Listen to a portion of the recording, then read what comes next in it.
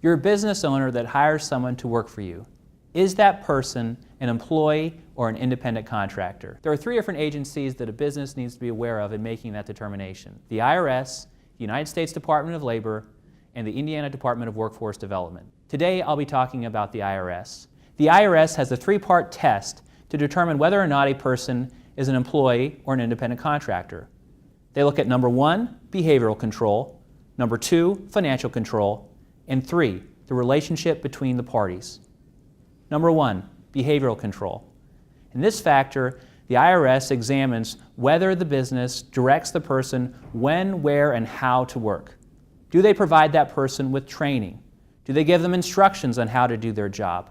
Factor 2, financial control. In this factor, the IRS looks to the financial relationship between the parties.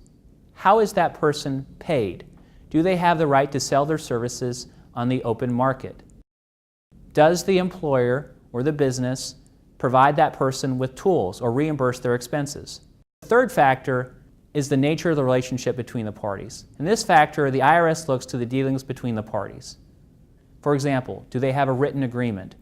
Does the person have access to employee-type benefits, like vacation days, or access to the pension plan? How long has their relationship lasted? And does the person provide services that are part of the key aspect of the business? Now, there's no magic formula in weighing these three different factors. The key is to look at the whole relationship and determine the extent and degree of control exerted by the business over the individual.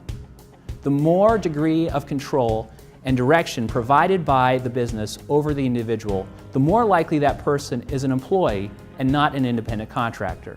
Now, it's very important that the business make this determination correctly, because if they don't, they can face tax liability for not withholding taxes for those employees. They can also face interest and other penalties. That's the IRS test. I'm Phil Zimmerly. Thanks for watching.